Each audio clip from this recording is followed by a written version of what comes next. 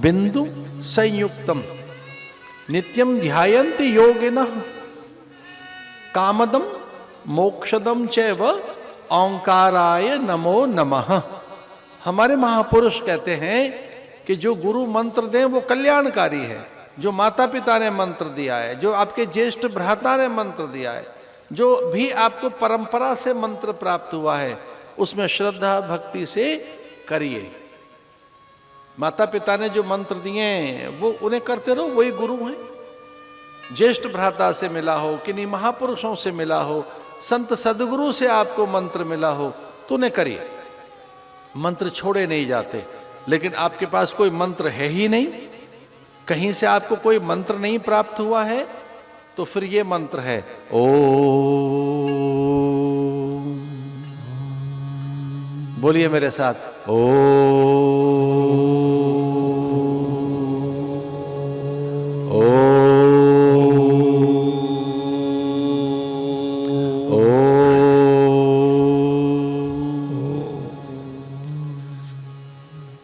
पश्चिमी देशों से कोई बात चल कर आए तो कितनी प्रमाण मान लेते हैं।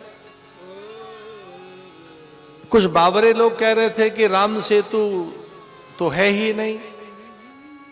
अरे बावरेपन की हद है। कुछ लोगों ने कहा राम तो कल्पना है। तब नासा ने बताया कि 16,000 वर्ष पहले ये सेतु निर्मित हुआ है, मानवीय उद्यम है ये। और अब नासा ने एक बात स्पष्ट की है कि संपूर्ण सौर मंडल में, अंतरिक्ष में, पूरा अंतरिक्ष और गगन जिस ध्वनि से आपूरित है, हर पल हर क्षण निरंतर अबाध अविच्छिन्न, उस मंत्र में अखंड सातत्य है एक ध्वनि का। मेरे साथ बोलो ओ।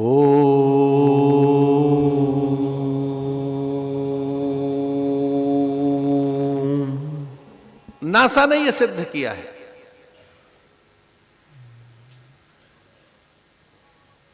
ऊपर जो उपग्रह हैं उनमें से लगभग कोई 300-400 माइल्स दूर एक उपग्रह है। वो दिन में 10-12 बार परिक्रमा कर लेते हैं। इसकी 10-12 बार सूरज निकलते हैं उनके आमने सामने। इतनी तेजी से दौड़ता है सूरज और चांद उनके सामने। वो देख रहे हैं ऊपर से। हमारे लोग वैज्ञानिक ऊपर बैठे, एक दिन में लगभग 10-12 बार सूरज उगते हुए छुपते हुए देखते हैं। एक दिन में लगभग 10-12 बार चांद निकलता है। और ऊपर से जाएं तो 100 बार, और ऊपर से जाएं तो 1000 बार। 1,86,000 माइल पर सेकंड की गति से प्रकाश आ रहा है। पर मन की तो अनंत गति है, अनंत गति। और उस अनंत में भी जो नित्य है, अखंड रूप से विद्यमान है जो सत्ता, वो आत्म सत्ता है। अगर इस मंत्र को जपा जाए तो आप उस स्पीड के साथ एकीकृत हो सकते हैं। नासा में ये मंत्र चल रहा है। नासा कह रहा है सौर मंडल में मंत्र चल रहा है। लगभग 2 वर्ष हो गए, किसी वैज्ञानिक का साहस नहीं हुआ है उनकी बात को मिथ्या बोलने का। पूरा पश्चिमी जगत मौन है और लगभग हजारों वैज्ञानिक नासा की इस बात की पुष्टि कर रहे हैं कि अंतरिक्ष में जो मंत्र चल रहा है, जो ध्वनि चल रही है, वो पता है कौन सी है? मिलकर बोलो ओ।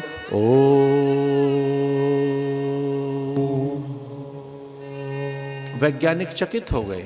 ये एक ओंकार सतनाम, ये एक ओंकार चल रहा है ऊपर, एक ओम चल रहा है। ओम, उसकी व्याहृतियां, उसके स्पंदन, उसकी स्वर लहरियां, उन्होंने उनको मापा है, उनके वेव्स, उनको अंकित संचित करके उनको देखा है कि किस तरह से तरंगे वहां पर, किस तरह से तरंगों का साम्राज्य, एक ही स्वर उगल रहा है, अंतरिक्ष। ओ तो ये मंत्र जो है ओम नमो भगवते वासुदेवाय, इस मंत्र से तन से मन, मन से बुद्धि, बुद्धि से अस्मिता और उससे भी आत्म तत्व में गति मिलती है। तो 6 महीने ये मंत्र जपा ध्रुव ने। पहले महीने उसने अन्न त्याग दिया, दूसरे में महीने में फल से रहने लगा, फल त्याग दिए, तीसरे महीने में पत्तियों से, चौथे महीने में जल से, पांचवें महीने में वायु से, और जैसे ही छठा महीना हुआ वो इस मंत्र के अधीन रहने लगा और संपूर्ण सृष्टि में कंपन, आधारम महदादीनम त्रैलोक्यस्य कंपिरे, विष्णु बाध्य हो गए, एक पैर पर खड़ा हो गया बालक, संपूर्ण ब्रह्मांड का केंद्र बन गया वो ध्रुव। आज भी अब तो इस तरह के कई एप्लीकेशंस हैं, ढेर एप्लीकेशंस हैं कि आप ध्रुव तारा कहाँ है वो नहीं बदलता, तारागण सूर्य और चंद्र प्रदक्षिणा करते रहेंगे, वो न्यूक्लियस है वहीं रहता है, वो बिल्कुल नॉर्थ ईस्ट में ऐसे,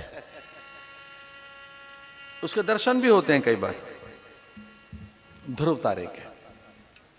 उसके साथ ताराओं का जाल है, वहीं प्रदक्षिणाएं हैं, वो दिन और रात बनाता है, वो काल का निर्धारण करता है, उसी से काल की गति तय होती है, सप्तऋषि उसी की प्रदक्षिणा करते रहते हैं, वो काल का आधार बना। इतनी सामर्थ्य दी नारायण ने। इक्षित मृत्यु, उस ध्रुव ने इतनी तपस्या की, घर लौटा, माता ने क्षमा मांग ली, सुरुचि ने घर लौटाया, घर एक हो गया। जब घर में भक्ति आएगी तो भक्ति सबको जोड़ देगी। जब घर में स्वार्थ आता है तो स्वार्थ कैंची की तरह से है, सबको अलग कर देता है। भक्ति सुई का काम करती है, सबको जोड़ देती है। एक दर्जी के पास दोनों चीजें हैं, कैंची भी है और सुई भी है। पहले दर्जी कपड़े को अलग अलग कर देता है, एक ही कपड़े में खंड खंड कर उसे कितने ही टुकड़े कर देता है, फिर वही दर्जी कैंची रख देता है, सुई को उठाता है, उनको सी देता है। कैंची स्वार्थ है, अलग कर देता है। हम अलग अलग हो जाएंगे स्वार्थ में, अपनी हित सिद्धि में, अपने स्वप्न की पूर्ति में, मनोरथ के लिए, मना कामना के लिए हम सब अब अलग अलग अलग हो जाते हैं, पर भक्ति में जुड़ जाते हैं। ये मैंने ध्रुव की गाथा आपको सुनाई। महाराजा मनु के प्रियव्रत नाम के ये दूसरे पुत्र, जिनका प्रियता का व्रत, आनंद का व्रत, उनका व्रत आनंद का, कि आनंदित रहना है, दूसरों को आनंद देना है, दूसरों को सुख और सम्मान देना है। ये कैसी खेती है, आप करके देखो, कैश क्रॉप है आनंद। तो आप करके देखिए, आदर का बीज डालकर देखो, उसी समय आपको भी आदर मिलेगा। आप जरा आदर करके देखो, किसी का सम्मान करके देखो, किसी के सामने झुककर देखो, आपको उसी समय उसका फल मिलेगा। आदर तो एक ऐसी चीज है, स्वाभाविक भूख है हमारी, वो हमारी पहली कामना है, वो तो उसके बिना रह नहीं पाते। अब इस धरती पर विशेषकर मनुष्यों के लिए बहुत कुछ कर दें, उनके लिए उपहार, अनेक पुरस्कार, विरुदावली, प्रशस्ति गायन, प्रशस्ति पत्र, उनके हित में कुछ भी कर दीजिए।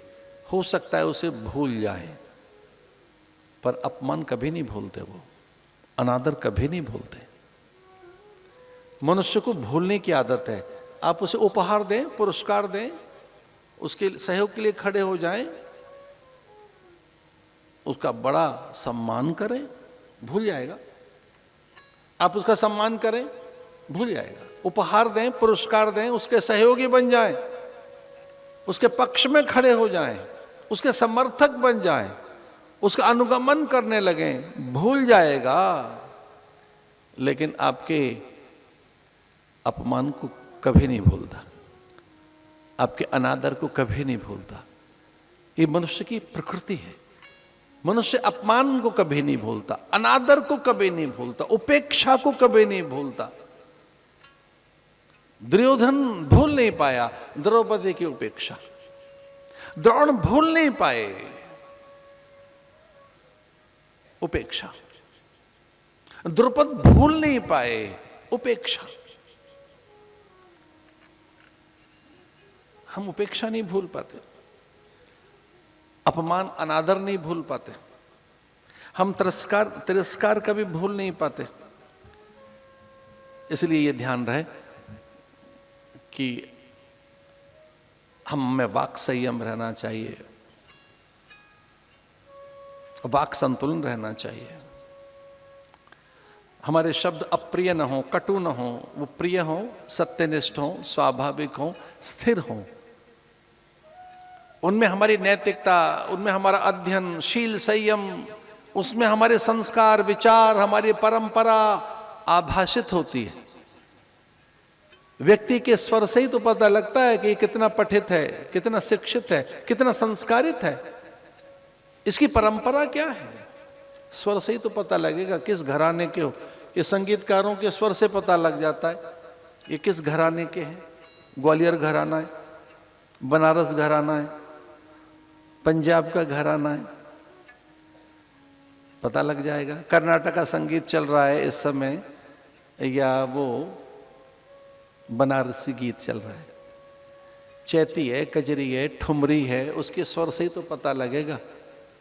आपके स्वर से पता लगता है ना, उसमें करुण है, दया है, मुदिता है, मैत्री है, उपेक्षा है, उपहास है, तिरस्कार है या बहुत अधिक आदर है।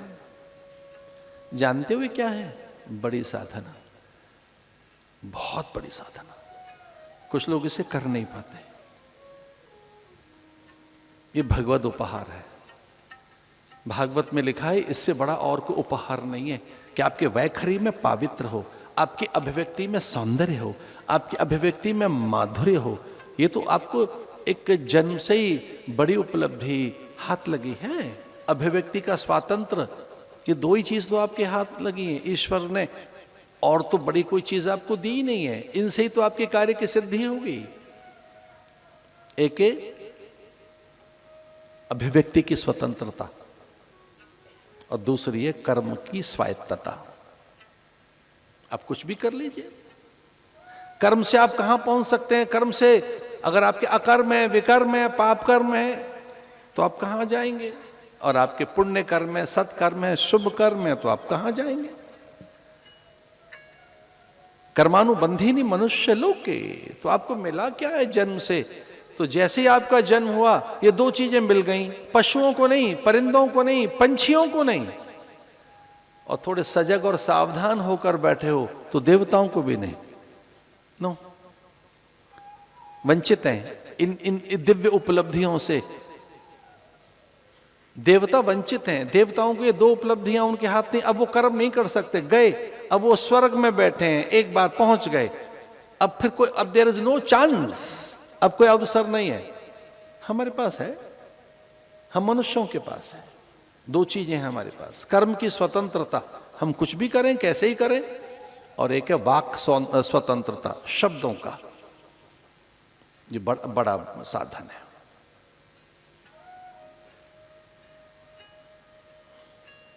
भागवत कहती है वाक छल हो रहा है तो लौट के आएगा। वाक छल कर रहे हैं आप, वाक में अगर छल कर रहे हो आप, वाक में कहीं कोई कपट है, आपके द्वेष है, ईर्षा है, लौट के आएगा। प्रकृति को वापस लौटाने की आदत है यहां। प्रकृति में बस एक यही, प्रकृति में एक प्रकृति का स्वभाव है कि यहां जो कुछ किया जाता है लौट कर आता है। मैं लंबे समय तक पहाड़ों पर रहा हूं, वहां जरा सी आहट करो तो पूरा पहाड़ बोल पड़ता है, पूरा पहाड़ लौट आता है। धरती को आदत है, एक बीज डालकर देखो टोकरा भर कर दे देगी, एक गोठली डालो पूरा एक पेड़ बन जाएगा। प्रकृति को बहुत लौटा कर देने की आदत है। वो जो भी है, अच्छा बुरा, लौटा कर देने की आदत है। कहीं ऐसा ना हो कि आप जो वाक आपके हैं, जो शब्द आपके हैं, वो बहुत तीखे लौट कर आए आपके लिए। वो लौट कर आएंगे, वापस आते हैं। इसे वाक सौंदर्य, वाक माधुर्य, वाक में छल न हो, वाक में प्रियता रहे, वाक में सत्यता रहे, वाक में संतुलन रहे, और ये बड़ी साधना।